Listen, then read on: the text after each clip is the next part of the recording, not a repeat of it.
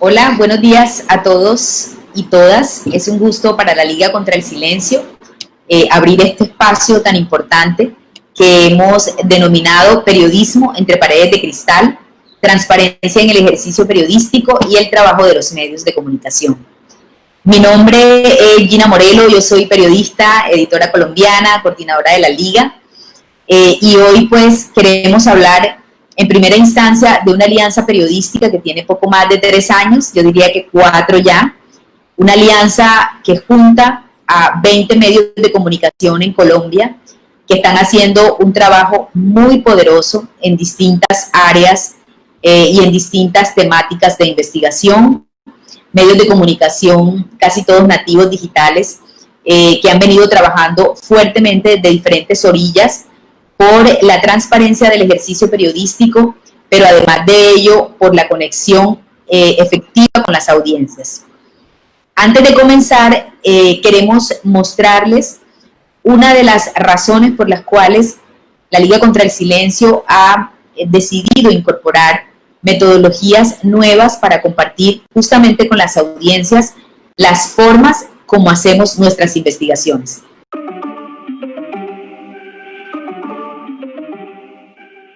Para hacer transparente el trabajo de la Liga, hemos diseñado una tabla que acompañará cada investigación que hagamos, un inventario. Este contiene información clave para que nuestros lectores entiendan el ejercicio, los riesgos y la dedicación de cada trabajo periodístico. ¿Qué contiene este inventario? 1. El nombre del reportaje. 2. El camino que tomó la historia para llegar a nuestras manos. 3. Explicamos por qué es una historia de la Liga. 4. Damos una breve descripción del marco que rodea la historia central de cada publicación. 5.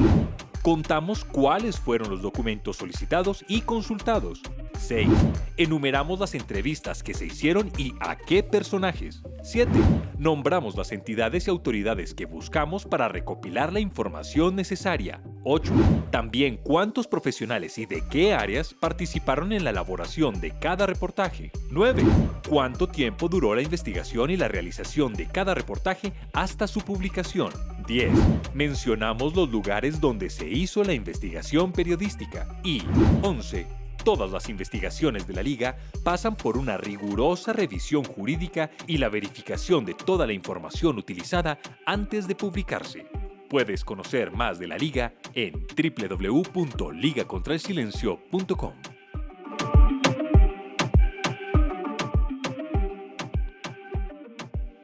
Yo quiero explicarles un poco de qué se trata el inventario.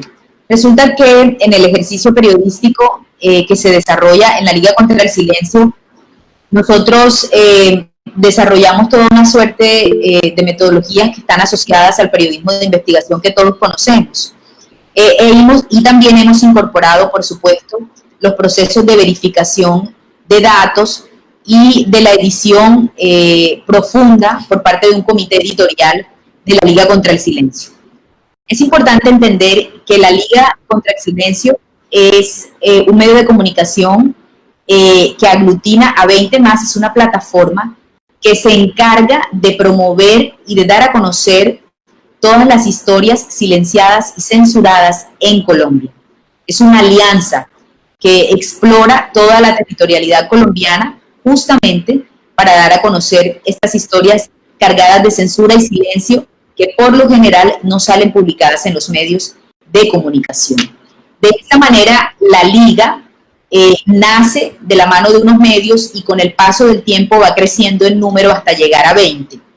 Las historias que se desarrollan tienen un proceso periodístico de investigación como todos, también con la incorporación de la verificación de los datos y de la edición, por supuesto, periodística, pero también nos propusimos explicarles a cada uno de los lectores y a las audiencias que están conectadas con nosotros siempre en el sitio web y en cada uno de los sitios web de los demás medios aliados, cuáles son los objetivos de esta historia, por qué es una historia de la Liga contra el Silencio, cómo llegamos a ella, cuántas fuentes están incorporadas, cuántas entrevistas realiza el periodista, si hace o no uso del acceso a información al que tenemos derecho en Colombia, la ley de acceso a información, cuántos pedidos o derechos de petición también de la misma manera se emplean. También describimos cuántos periodistas y editores participan del proceso de desarrollo y de investigación. Igualmente incorporamos el número de personas, bien sea diseñadores o desarrolladores, que también coadyuvan a que este trabajo finalmente salga a la luz de una buena manera.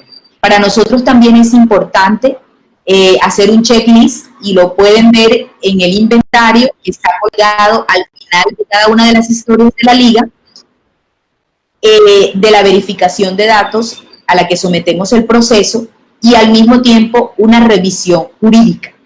Hay un aspecto muy importante en todas estas historias de la liga, que es justamente la revisión y el acompañamiento jurídico que nos hacen algunos de los abogados, precisamente para poder analizar y precisar todos los elementos que constituyen la investigación periodística. Lorena, cuéntanos un poco cómo es ese trabajo que ustedes vienen desarrollando, entre otras cosas porque el diario El País hace parte de la iniciativa de Trust Project, que de alguna manera también involucra una suerte de elementos importantes justamente cuando hablamos de transparencia y verdad.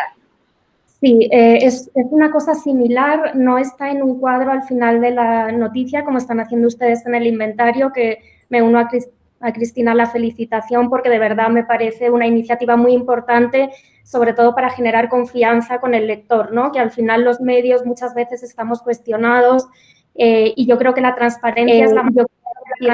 Esto es lo que tenemos y ustedes pueden ver cómo lo hemos hecho, cómo son esos ingredientes, como decía Cristina. Nosotros en El País formamos parte de Trust Project y yo aquí me he anotado un poquito los factores, los indicadores de confianza, porque al final se trata de eso, de un convenio de medios internacionales que nos adherimos a una serie de indicadores para que los lectores sepan quiénes somos y cómo hacemos nuestro trabajo. Y el objetivo final es siempre que puedan tomar decisiones informadas, con qué están leyendo y con qué cuentan.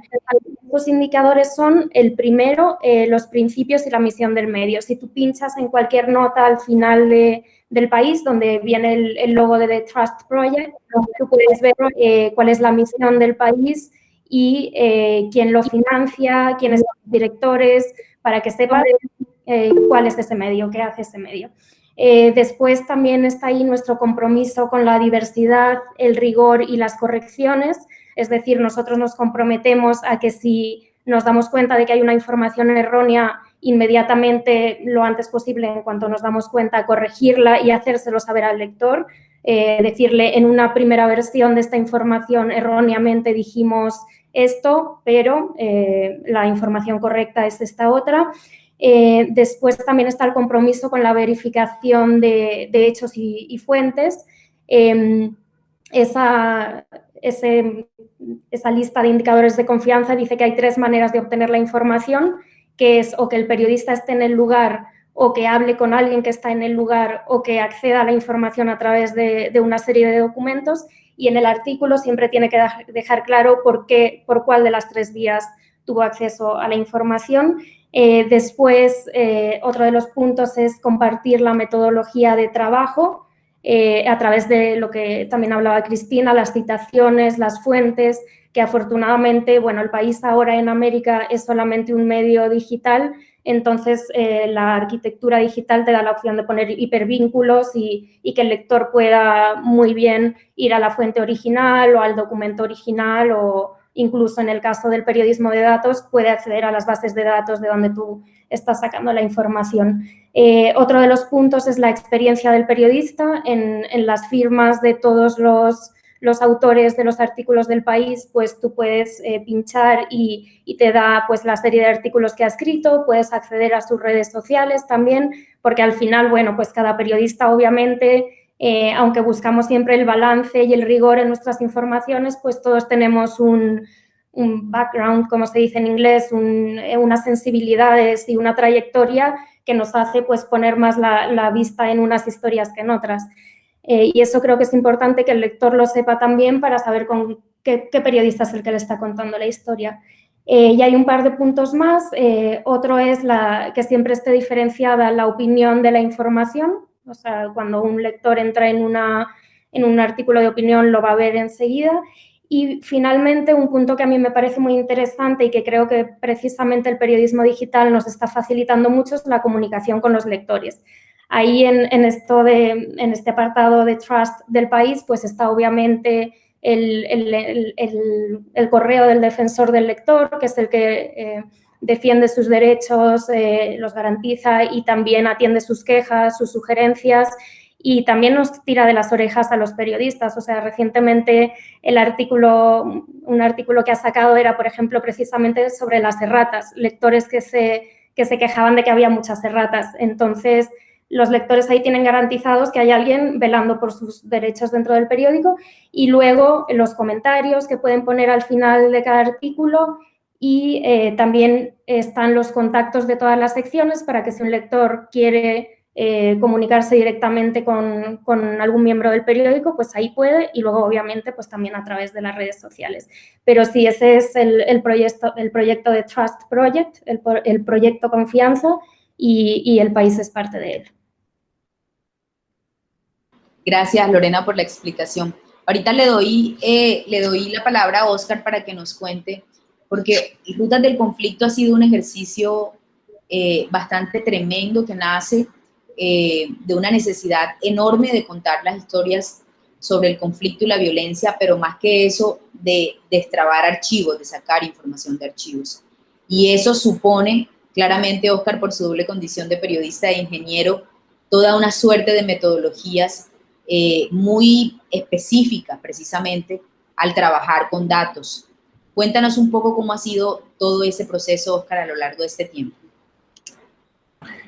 Bueno, nosotros, digamos que construimos unas bases de datos periodísticas, digamos, no simplemente le preguntamos a una fuente institucional que nos dé, o académica que nos dé una tabla para visualizarla, digamos que hay una metodología de trabajo de un particular y es que nosotros recogemos información, pues digamos, puro periodismo de varias fuentes, que parte, por ejemplo, de documentos oficiales, que parte de otras bases de datos para construir unas bases de datos propias periodísticas y esas bases de datos pues son las que se estructuran y se muestran al público.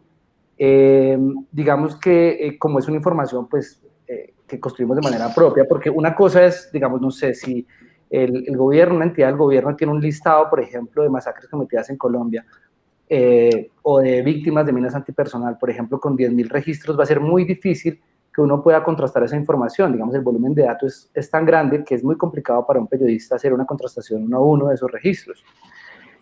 Aquí lo que nosotros hacemos entonces es, digamos, detenernos un poco, cambiar un poco la estructura de esos datos para contar alguna historia con esta nueva base de datos. Digamos, eso es el periodismo de datos ha avanzado en esa vía y cómo reestructurando esta información uno puede contar unas historias. Pero como uno ya es el autor y ya directamente es el que responde por la información que está publicando, pues es importantísimo siempre traer los documentos que sirvieron como base en cada uno de los registros. Es un ejercicio bien, digamos, es bien particular y extenuante porque, no sé, digamos, si uno tiene una base de datos como la que publicamos con la Liga contra el Silencio, en el que estamos mostrando, por ejemplo, 200 convenios entre empresas mineroenergéticas y el ejército, la policía colombiana, lo cual pues nos parece que tiene un dilema ético terrible, que una petrolera o una minera que inclusive esté señalada de haber violado derechos humanos le dé plata al ejército o a la policía colombiana.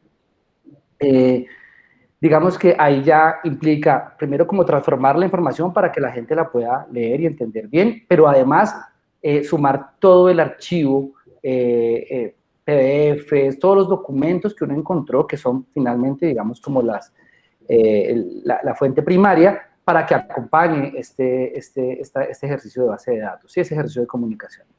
Y además, digamos, hay una cosa importantísima para nosotros y es tratar de enganchar comunidades víctimas en los territorios para que sumen información con sus voces y que esas voces estén inclusive lo menos editadas posibles. Inclusive nosotros hemos hecho ejercicios para que dentro de las comunidades ellos mismos pues puedan construir la información con la menor intervención del periodista, para que también ayuden a corregir, por ejemplo, las fuentes oficiales.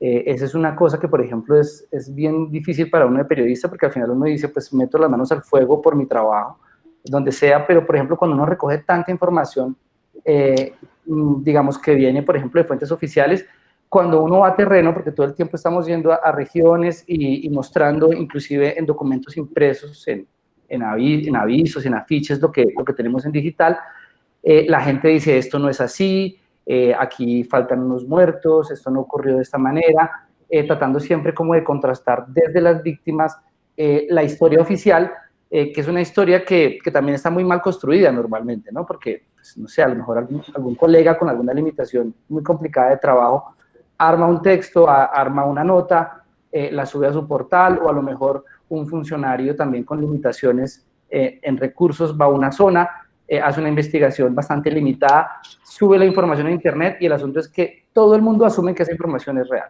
Y, digamos, hemos encontrado cosas como, por ejemplo, que inclusive está mal el nombre y el apellido de las víctimas, faltan víctimas en los hechos, y entonces, digamos, como que este ejercicio, digamos, de siempre ser muy riguroso con la fuente e ir hasta el final, pues nos ha ayudado un poco como a mostrar este ejercicio grande, digamos, como de reconstrucción de memoria colectiva del periodismo, sumado obviamente a pues todas las, digamos, todas las reglas que también nos ha puesto un poco la liga, que me parece que cada vez hacen mucho más riguroso el trabajo y muchísimo más transparente ante el público. Ok, hay una frase que a mí me gusta mucho de Mira Milosevic, que es: no hay democracia sin opinión pública y no hay opinión pública sin transparencia, ¿no? Y nosotros nos esforzamos justamente en la transparencia de cada uno de nuestros trabajos y en el ejercicio. Sin embargo, se atraviesa todo este escenario de la posverdad, que de alguna forma pues lo que está es relacionada con este hecho en que las personas son más propensas a aceptar un argumento basado en sus emociones y creencias que en uno basado en hechos. ¿Cómo los medios podríamos combatir esto? ¿Cómo creen ustedes que podrían desarrollarse nuevas estrategias para que podamos combatir un escenario tan complejo como el de la posverdad? Yo creo que me puedo tomar esta pregunta porque es una que los fact-checkers están siempre con esto. Yo creo que hay una apuesta por formas y formatos. Mientras estemos insistiendo en dar a la gente un texto de 5 millones de palabras, con ninguna ilustración bonita, con ningún infográfico interactivo, esto no va a funcionar. Entonces, cuando tenemos queremos pasar un mensaje o por lo menos un chequeo que sea eficaz, tenemos que buscar pues un método que sea impactante, ¿no? Siempre en los talleres que doy de Media Literacy, siempre a mí me encanta traer un ejemplo, por ejemplo, de Chequeado en Argentina. Ellos hicieron un videoclip y como de esos que se echan en el cine antes de que empiece la película, con las frases más falsas de los últimos X tiempos, e hicieron una música, ¿no? Entonces, es muy interesante, y la canción, pues, me imagino que un argentino de calle, pues, sabrá la canción y todas las frases falsas que dijeron, pues, Cristina Kirchner y no sé quién, no sé cuál. Entonces, a veces la parte, el desafío que tenemos nosotros los periodistas, y ya me puedo decir que soy una periodista vieja en mis 40 años, es digamos, dejar el formato texto, que nos encanta, y estar ahí con las palabritas para allá y para acá, para pensar en qué es lo que la gente fuera de la redacción realmente necesita y entiende, ¿no? Entonces, pues por esto es una idea, o sea, cuando hubo el impeachment de la presidenta Dilma Rousseff en Brasil, y teníamos en la agencia Lupa la dificultad de chequear a 550 parlamentarios que votaron a su impeachment, ¿no? A la vez que hablaban. Entonces pillaban el micrófono, antes de decir sí o no, siempre decían alguna tontería. Entonces, nosotros lo que hicimos es cómo se chequea esto, y hicimos un tuitazo, en portugués se dice tuitazo, es tuitear a la vez que hablan algún contenido sobre lo que tenían ellos mismos en la justicia pendiente de análisis, ¿no? Eran reos en otras situaciones. Entonces, muy bien, tú estás juzgando a la presidenta, pero también tienes tú esto y esto y esto que solucionar con la justicia. Y eso es una información extra en un momento en que se está evaluando pues la idoneidad de una presidente. Y esto no se hace en formato texto porque sería insoportable, una columna inmensa, una tabla de Excel horrorosa. Entonces, y claro, esto fue... Entonces, yo creo que, Gina, objetivamente a tu respuesta es pensar en cómo ser tan divertido, tan interesante, tan atractivo como es la mentira. Y era esto, estábamos hablando, o bueno, yo hice una introducción a partir de la frase de Mira Milosevic, de que no hay democracia sin opinión pública y no hay opinión pública sin transparencia. Y en esa transparencia los medios estamos enfrentando un escenario complicadísimo que es como de marca mayor, como tiene mucho poder, que es la posverdad, que está relacionada con esto de que las personas son más propensas a aceptar un argumento basado en las emociones y creencias y no justamente en el lugar de los hechos, que es en el que nos movemos los periodistas. Entonces, la pregunta es cómo combatir justamente este asunto desde el periodismo. Pues me tomo yo esa pregunta. Porque, bueno, los fact-checkers pues, están siempre intentando contestar esto. Y yo creo que lo más importante es pensar en nuevas formas, en nuevos medios de llegar a la gente que nos lee, las audiencias, ¿no?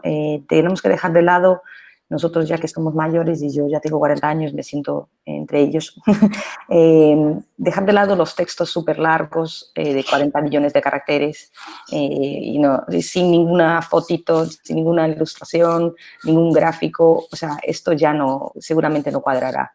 En los talleres que suelo dar sobre alfabetización mediática, me gusta presentar pues, un maravilloso ejemplo de formato que hizo Chequeado en Argentina.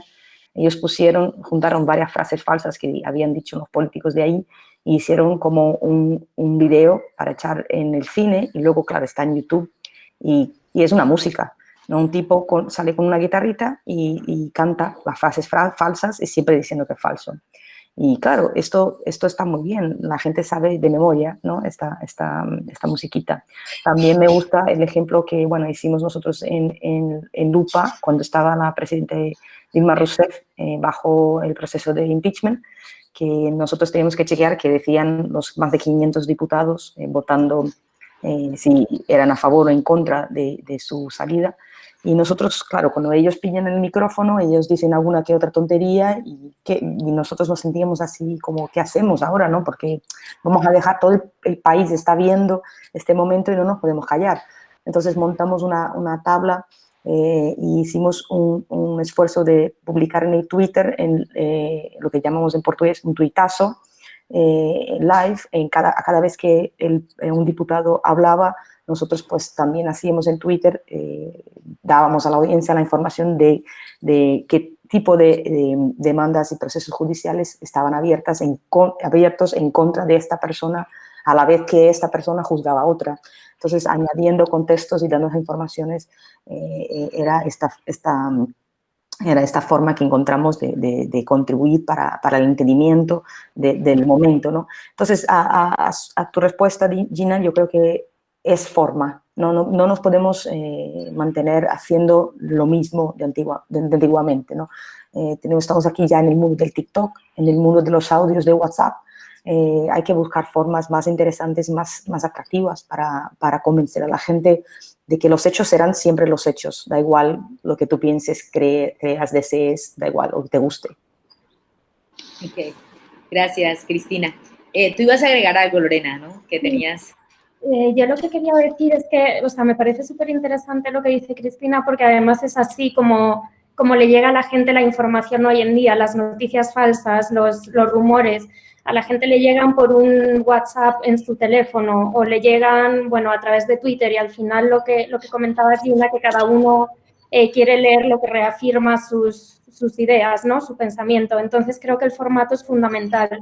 Nos tenemos que adaptar a los tiempos, pues sí que puede que haya una historia que sea un gran texto con un par de fotos, pero tenemos que buscar maneras creativas para llegar a la audiencia y para captar la atención, sobre todo. Al final creo que el rigor y la esencia periodística de las historias va a ser la misma, pero en las formas, en los formatos nos tenemos que rascar un poquito la cabeza.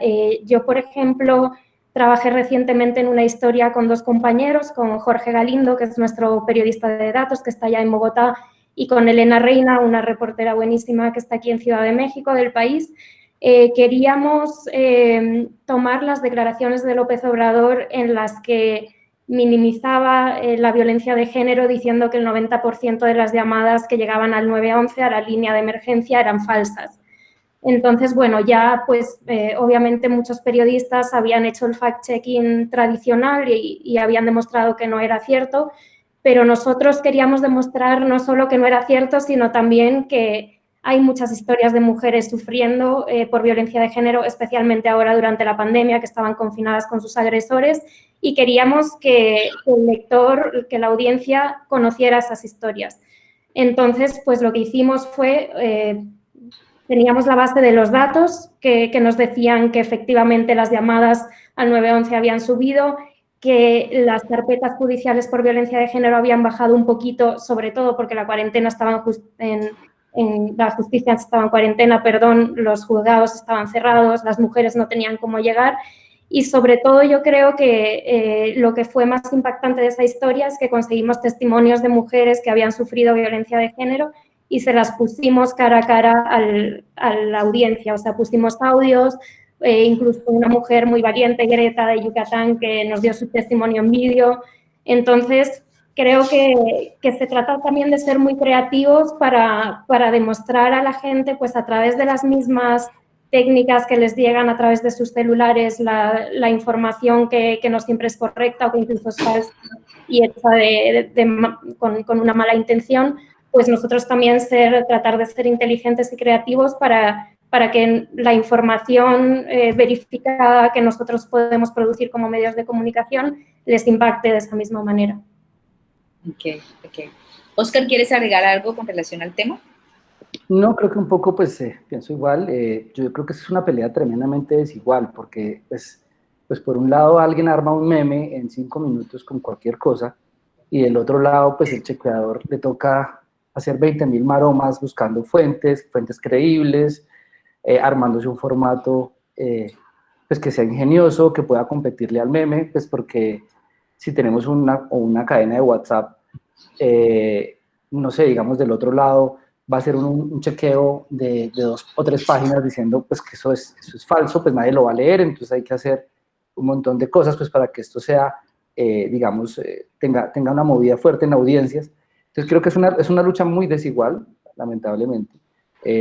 Nosotros, por ejemplo, hace unos 3 años hicimos un chequeo junto a Colombia Check, pues que, digamos, es como el medio fuerte acá en esta vía, contando una cosa pues que ya se sabe hace rato y es un hecho, digamos, el collar bomba, digamos, un hecho puntual violento que hubo acá en el país, en el que unos hombres le pusieron un collar con unos explosivos a una mujer para pedirle dinero, y digamos que en ese momento un impacto mediático muy fuerte señalando a las FARC.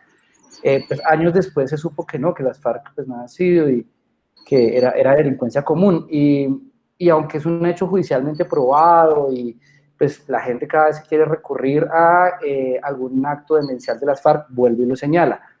Y pues yo me acuerdo que hicimos un video muy en el plan youtuber, una cosa pues muy agradable, pero también era un poco decepcionante porque había gente que aun cuando pues se ponía la cosa judicial y todo, hay gente que a veces ni lo ve, o sea, hay gente que sigue como amarrada en que si la información no termina, digamos, como reforzando sus convicciones, eso definitivamente pues, se lo siguen inventando. Entonces es una pelea durísima, yo creo que hay que aplaudir un poco todos los esfuerzos que se están haciendo. Lamentablemente también siento que hay una inercia social muy complicada en ese tema. Hay un aspecto importante que es para analizar también que son, bueno, los hábitos y los usos de la información han venido cambiando, ¿no? Y de alguna manera, claro, estamos inmersos en unos contextos políticos tremendamente polarizantes, cada uno de nuestros países en la región, lo cual hace muy difícil también que un ejercicio periodístico intente mantenerse en la línea de medio para tratar de construir las distintas verdades. Pero además de eso, también hay otro escenario que es el contexto tecnológico.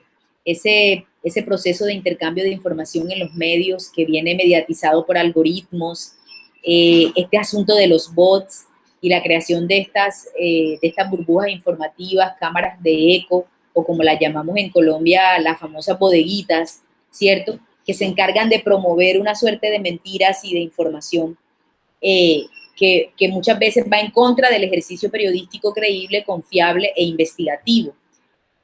Frente a un asunto que ya es mucho más tecnológico, ¿qué demandas deberíamos hacer desde el ejercicio periodístico frente a los gigantes tecnológicos que bien podrían tener también, a mi manera de ver, un juego importante en estas decisiones?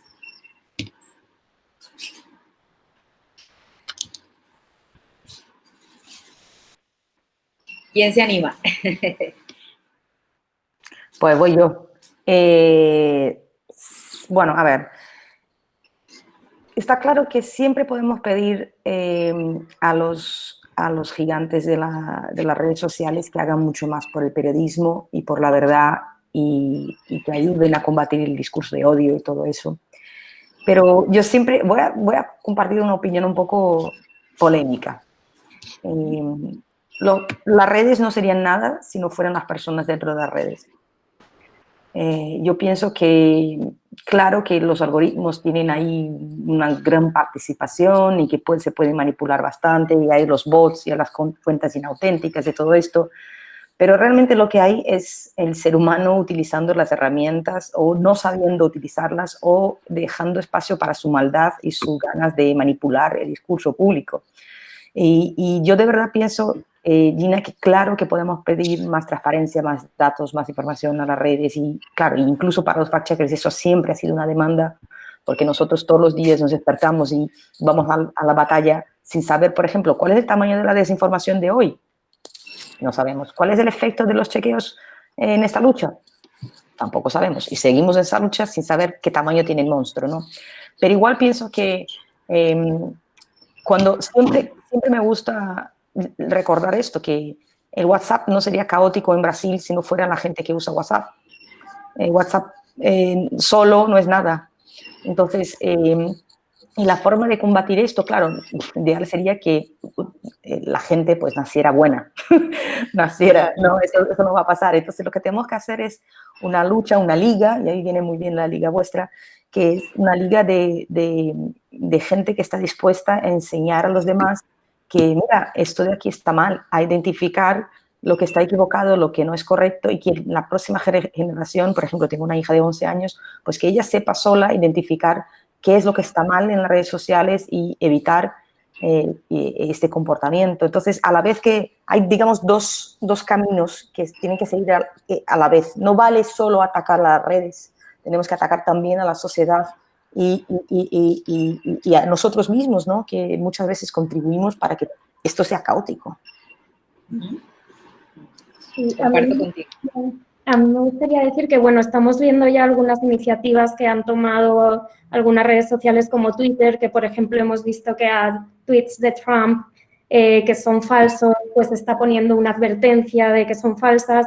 Yo creo que eso sería lo ideal, pero no creo que sea muy factible que lo hagan con cualquier tweet de cualquier persona. Obviamente Trump es un presidente y una persona con mucha relevancia pública, pero yo creo que la clave está en lo que dice Cristina de tratar de construir una ciudadanía lo más crítica posible. O sea, yo, por ejemplo, esa es una pelea que tengo mucho a nivel personal con mi familia, mis amigos, o sea, que no me vale es que los medios mienten o dicen lo que quieren, es que tenemos muchas herramientas hoy en día para poder verificar, ver la información que es real. El otro día, por ejemplo, mi madre, sin ir más lejos, me mandaba un mensaje de WhatsApp de unas mascarillas que supuestamente repartían gratis en España y me dice, esto no sé si es verdad. Y lo que le dije fue, busca en Google y mira si lo dice algún medio de comunicación o alguna fuente oficial. O sea, creo que también se trata de que todos seamos conscientes de nuestra responsabilidad como consumidores de información a la hora de discernir lo que es verdad de lo que no. Pero claro, eso requiere un esfuerzo muy grande y sobre todo de luchar muchas veces en contra de tus propias creencias, porque todos preferimos asumir lo que está de acuerdo con lo que nosotros pensamos, ¿no? Sí. Oscar, ¿quieres sumarte? Sí, yo creo que, pues, yo creo que ese trabajo de formación de audiencias, pues, es clave, pero pues también es muy complejo, es muy difícil. La otra cosa es que también uno tiene una burbuja en Internet, no sé, por ejemplo, el otro día hablaban que Twitter tenía en Colombia aproximadamente unos 6 millones de usuarios. Entonces hay gente que cree que, y Colombia tiene 50 millones de habitantes, entonces hay gente que cree que Colombia es lo que pasa en Twitter, ¿no? Y pues por fuera también hay un montón de gente que mueve cosas por WhatsApp, y mamá no tiene Twitter, pero la cosa es que a veces uno como que se frustra, inclusive gente que salió de la universidad conmigo, que tiene una formación, digamos, académica, y de un momento a otro me dicen, no, es que voy a empezar a tomar esto para prevenir el coronavirus, porque esto, pues, ya, esto me va a curar, o si me da, me cura, y si no, no, o a lo mejor no me da si no tomo esto. Y que uno trate como de explicarle, y que pues aún lo vean aún como usted no me va a explicar, usted no me va, digamos, es unas peleas muy complicadas, muy duras. Obviamente yo siento que hay una responsabilidad grande también, digamos, en esas empresas como Facebook, como Twitter. Creo que también verlos pues únicamente como si fueran un enemigo, pues también es un error. Yo creo que hay que intentar buscar puntos de coincidencia para poder. Facebook también tiene, digamos, apoya, por ejemplo, en Colombia, chequeos, a Colombia Check, por ejemplo, lo apoya. Creo que hay que trabajar fuerte con esto para identificar. Ahora, yo no sé si sea suficiente lo que han hecho, porque el problema es que el algoritmo se dispara cuando hay una interacción muy fuerte en un trino de estos, y lo que pasa es que obviamente la mayoría, digamos, de información en esta vía genera unas interacciones a favor y en contra, pero brutales. Entonces, de nuevo, a veces del otro lado, una cosa que se dispara así con un bot y que encima de eso puede llegar a tener un alcance de millones de personas en cuestión de minutos, intentar, perdonen la palabra, limpiar la cagada con mucho trabajo después, pues ya no va a ser lo mismo, ¿sí? Entonces, pues bueno, creo que es un camino larguísimo, es una pelea durísima, pero pues hay que seguir ahí firme con eso. Sí. O sea, Oye, Lina, sí, dale. salto aquí un momentito para comentar una cosa. Primero, Lorena, me encanta saber que tú también eres personal fact-checker de tu familia, porque ya esto es un horror. Y sí, que está muy bien eso de devolver. A mí me llegan WhatsApp de los tíos, de los primos, de los todos. Yo digo, a ver, hacer eso, hacer lo otro. Hay que enseñar a la gente, porque Brasil tiene 50, como muchos 60 fact-checkers, y Brasil tiene 200 millones de habitantes. O sea, imposible. Aunque yo no duerma, pues no daré cuenta, no será suficiente. Otro punto que me gustaría recordar, yo siempre vuelvo a un ejemplo antiguo, que es, no sé si estabais vivos y usando ya Internet cuando el problema era el spam. Con el problema del spam, ¿cómo solucionamos nosotros el spam? Hubo una colaboración, o sea, hubo periodistas escribiendo un montón de noticias diciendo no se puede, no se pincha al enlace ese que promete viaje al Caribe, porque esto te va a fastidiar el ordenador o te va a robar las fotos o la tarjeta de crédito. Luego, un montón de noticias de eso, ¿no? Luego hubo algún tipo de medida administrativa, dependiendo del país, pues si hay newsletters o cosas así, tienes que meter abajo descadastrar o dejar de suscribir o alguna cosa así. Pasó a ser obligatorio, dependiendo de cada país. Luego entraron fuertes las compañías de tecnología, pues, para crear la bandeja de spam, ¿no? Entonces, y incluso hoy la bandeja de spam es el problema, porque a veces se te va a pasar un email importante, ¿no? Entonces, yo creo que mientras no haya una colaboración y que no estén los periodistas solos en la desgraciada lucha contra la desinformación, porque realmente hoy día el que abre el ordenador, en Colombia será Colombia Check, la silla vacía, y en Brasil será la ciencia lupa, os fatos, Estadão. O sea, somos muy pocos. Mientras no estén involucrados profesores, toda la prensa, los políticos, los partidos políticos hacen una presión enorme sobre los periodistas para que nosotros pongamos fin a las fake news. Ahora en Brasil, hoy mismo, se está analizando una ley para acabar con la desinformación. O sea, yo quiero saber qué ley es posible para conseguir parar las mentiras. O sea, no existe eso en ninguna parte del planeta, en ninguna parte de la historia. Pero bueno, ahí están los políticos intentando lograrlo, ¿no? Entonces, claro que es un desafío enorme a larguísimo plazo, pero mientras estemos solo los periodistas poniendo nuestra carita todos los días por la mañana, pues primero perdemos la credibilidad, o sea, nos cuestionan la credibilidad, nos atacan, ¿no? Dicen, esta está loca, esta tiene helado, esta no sé qué, lo que dice muy bien Oscar. Dice, ¿por qué te voy a creer? Y ahí hace más falta aún, Gina, los ingredientes del reportaje. Sin duda alguna. Y ahí iba yo justamente, o sea, yo creo que hay como varios caminos también por explorar acá.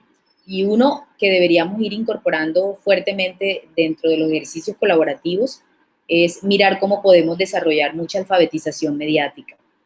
Yo creo que nos está haciendo falta mucho eso. En Europa se viene trabajando en algunos países. Todavía en América Latina estamos muy quedados en ese asunto y requerimos precisamente para poder proporcionarle mayores herramientas a la audiencia y unas herramientas que sepan cómo usarlas, que sepan cómo es el consumo de la información. O sea, ahí nos toca hacer un trabajo que propiamente no es el de hacer un reportaje periodístico, es asumir otros roles, ¿no? Y un poco la pregunta a veces que yo me hago es, ¿quiénes estaríamos dispuestos a asumir otros roles cuando lo que nos encanta es el periodismo y lo que nos fascina es reportear? Y yo esa pregunta me la he hecho mucho, entre otras cosas porque cuando la he hecho ya en público y que me dicen, ¿qué opinas tú? Y yo digo, yo levanto la mano y digo, yo soy capaz de suspender absolutamente todo lo que tenga que ver con investigación periodística por dedicarme a hacer alfabetización mediática con audiencias. Creo que es necesario, o sea, si formamos audiencias, vamos a tener un mejor nivel de consumo de la información y por tanto, por supuesto, a lo que aspiramos, una opinión pública muchísimo mejor formada, ¿no? Y lo otro, pues claramente no se puede abandonar y es seguir haciendo un ejercicio periodístico y de investigación tremendamente fuerte, riguroso, como nos lo enseñaron los maestros siempre, como nos lo dibujó Gerardo Reyes, como nos los ha pintado con toda su experiencia Yanina Segnini, como nos los ha enseñado María Teresa Ronderos y como hoy las nuevas generaciones lo siguen haciendo. Entonces una mezcla como de una cosa con otra, ¿no? Para poder seguir trabajando en esto. Ahora bien, yo quiero, como para ir cerrando, dos preguntas. Una es, ¿el periodismo sin ética deja de ser periodismo? A mi manera de ver, y yo creo que el riesgo que se configura allí es que estemos hablando de propaganda y no de periodismo, cuando perdemos de vista la ética. ¿Cómo ven ustedes el juego de la ética en estos tiempos, el juego ético del periodismo en estos tiempos, e incluso frente al escenario de la pandemia, que es tan riguroso y tan complicado de reportear, de analizar, de cubrir, porque no podemos movernos como antes, porque estamos supeditados a un acceso a información que en algunos países está siendo limitado y restringido, ¿cierto? Entonces el periodista se pregunta, tengo toda la buena voluntad, mi ética es incorruptible, estoy aquí enfrente, pero me estoy encontrando unos poderes que no me están dando el acceso, ni estoy teniendo la posibilidad de moverme en la calle para poder contar. ¿Cómo podemos allí resolver estos asuntos sin que la ética se vea afectada en estos tiempos tan rudos que estamos viviendo? ¿Quién se anima a romper el hielo? Bueno, pues es una cosa que, digamos, a uno le preocupa un montón. Aparte, creo que en general estos malos ejercicios terminan afectándolo a todos, o sea, afectándolos a todos, a todas. En general, todo el mundo empieza a decir, no, es que los periodistas son un desastre.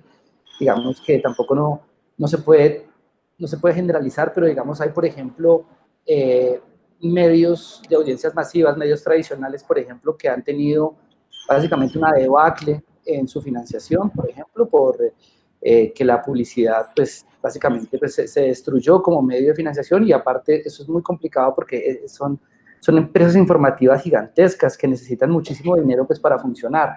Entonces, y pues con esto del coronavirus empeoró todo, o sea, digamos, un medio que a lo mejor intenta todavía subsistir de las ganancias no sé, de su versión impresa, pues con esto, pues nada, chao, esto va a ser mucho más difícil. Y el asunto es que algunos de estos medios, en ese camino de intentar ganar audiencias, de monetizarse, pues también han, digamos, sobrepasado unas fronteras éticas que pues lamentablemente le hacen un daño terrible al periodismo, a la información, a la sociedad en general. Uno no puede generalizar, no son todos los medios, ¿no? Pero también hay medios pequeños que intentan hacer un esfuerzo enorme, nativos digitales que, digamos, muy preocupados por este asunto ético y el rigor para ser transparentes, pero también en este mundo digital nacen unos portales casi que hechos a la medida para algunos intereses políticos particulares. Entonces, de la nada aparece un medio bastante extraño y de pronto empieza a mover unas fake news y uno sabe esta gente quién es, y encima de eso tiene un respaldo cuando va un político y retuitea esa información falsa. Entonces, yo creo que, digamos, es un asunto que lamentablemente, digamos, no se a veces se discute en las universidades, son de estas cosas. Yo me acuerdo muchísimo, estaba yo en una redacción, no voy a decir en dónde, ni qué redacción, pero me acuerdo que hace unos años me dijo mi editor como, dijo, tú ya tienes 30 y tantos años, tú estás pensando en la ética, y eso pues era una cosa como muy complicada. Yo no sé a qué edad uno debe dejar de pensar en la ética, y es algo que es muy complicado porque está muy en el discurso desde lo académico, ¿sí? Pero a la hora, digamos, de enfrentar cosas dentro, especialmente de medios grandes, pues la cosa, pues no pasa nada, se cruza, y al final lo importante no es que hayas hecho digamos, un trabajo con unos procedimientos éticos y transparentes, sino es la audiencia, cuántos clics, cuántas horas de video te está generando esto en el público. Y pues lamentablemente, pues digamos, yo siento que es un escenario bien difícil el que tenemos. No sé si estoy demasiado pesimista hoy, pero es complicado, es complicado. En nuestro caso, me gustaría contar que la pandemia nos ha servido un poco precisamente para echar mano de esa baza de la credibilidad y el contenido contrastado, y lo que ha tenido un repunte muy grande son las historias de datos. O sea, tanto en el caso de España como en el caso de América. Ya mencioné antes a Jorge Galindo. Ha habido días que yo bromeaba con él porque había 3 historias firmadas por él en la portada que no eran solamente de él, sino era su análisis de datos más el aporte analítico de un periodista en México, otro en Colombia. Entonces, creo que al final, en esta situación que se ha politizado tanto, porque incluso el uso de una mascarilla o de un medicamento se están politizando en medio de esta pandemia, creo que los datos son al final lo que te muestran y lo que el lector ve como los hechos, ¿no? Sabemos que las magnitudes de la pandemia no se pueden medir porque probablemente la capacidad de testeo es mucho menor, pero dan una indicación, o el número de muertes o la tasa de ocupación hospitalaria. Entonces, en nuestro caso, por lo menos, ese ha sido uno de los grandes éxitos a nivel de audiencia, lo que más ha solicitado la audiencia, y también por donde nosotros hemos tratado de trabajar, y como mostrar eso, las historias detrás de los datos. Por ejemplo, Jorge precisamente hizo con Javi Lafuente, que es el delegado aquí en México, una historia en mayo que se llamaba La magnitud de la pandemia en México, que cifraba el número de contagios muchísimo mayor de lo que estaba diciendo el gobierno en este momento, ¿no? Y transparentaba además cómo había hecho el cálculo, citaba fuentes oficiales, hablaba con funcionarios del gobierno. Entonces, creo que al final, bueno, pues en medio de esta pandemia, el mostrar los datos y dar voz a los científicos creo que nos ayuda un poco a mantener dentro de todas esas dificultades. Pues nosotros también hemos salido a reportear en la medida de lo posible, pero hay países donde no se puede, o hay países también donde obviamente la situación es más complicada porque los datos oficiales no tienen ninguna credibilidad, pero creo que siempre hay vías, ¿no?, de tratar de mostrar lo que está pasando. Hago unos comentarios rapiditos, intentaré, Gina. El primero es que, bueno, la pandemia ha sido, desgraciadamente, muy buena para los fact-checkers, y nuestro corazón está roto en ese sentido, porque primero que unió todo el grupo de fact-checkers en la alianza Coronavirus Facts, y realmente al final nos resultó incluso financieramente interesante. Esto es muy bueno y triste a la vez. Puso el fact-checking en un puesto de atención mundial porque, bueno, la alianza ha logrado, pues, no solo apoyo de Facebook, Twitter, de Google, ha logrado construir bases de datos, chatbots en inglés, español, portugués, hindi. O sea, entonces, los fact-checkers, o sea, están en el huracán, ¿no? Y con mucha atención. Esto está muy bien, pero sabemos que hay mucha gente sufriendo a la vez. Entonces, ahí primer punto ético que ya hemos hablado entre nosotros. Segundo punto ético, en nivel personal, os comparto una historia para que tengáis una idea de cómo las decisiones que se toman a diario dentro del mundo del fact-checking realmente son increíblemente difíciles, ¿no? Estoy todavía en la oficina, o sea, no había lockdown en Florida, y me llega una información de gente compartiendo en Facebook o Twitter, no me acuerdo ya, que beber alcohol puro, alcohol de farmacia, pues era bueno para COVID, para evitar COVID. Y yo digo, venga, no voy a chequear esto, porque esto es tan evidente, me da corte llamar a un científico y preguntar esto, la persona se va a reír de mí. Y dije, bueno, esto yo no voy a hacer, porque, bueno, es pequeño, es evidentemente falso, o sea, ¿quién? Pasan, yo qué sé, una semana, 2 semanas, pues empiezan a morir 40, 200, 1000 en Irán. Y yo me llevo esa culpa. Yo no sé si yo hubiera hecho este chequeo, mi chequeo hubiera llegado a Irán. No tengo ni idea. Pero el hecho de que no haya hecho, me lo llevaré para toda la vida. Y eso a todos los días, porque la cantidad de desinformación que hay y nosotros tenemos que suponer, lo mismo pasó el día que Trump propuso que la gente se metiera, que era lejía o detergente, no me acuerdo ya qué era. Pues el mismo momento, la comunidad de fact-checkers, que está toda concentrada en un Slack, la gente decía, no puede ser. Y la gente reacciona distinto. ¿Hacemos ese chequeo o es tan evidente que es una imbecilidad y no lo hacemos? Y claro, el día siguiente ya había gente llamando a los hospitales o llegando a los hospitales, pues porque sí se había metido esto en las venas. O sea, entonces son decisiones de minuto a minuto y que realmente la gente cuenta contigo. Eso es una cosa muy, muy importante. Luego, para terminar, para hacer las audiencias, ¿no? Yo llevo intentando enseñar un poquito a las audiencias lo que sería la ética del algoritmo, la ética del algoritmo, que ustedes mudos, qué difícil eso, en español, por Dios, que es, por ejemplo, si tú ves algo muy, muy falso, si tú ves un video muy, muy falso en Twitter, no hagas un retweet, porque vas a dar oxígeno a esta tontería. Al criticar el contenido, tú le estás exhibiendo otra vez.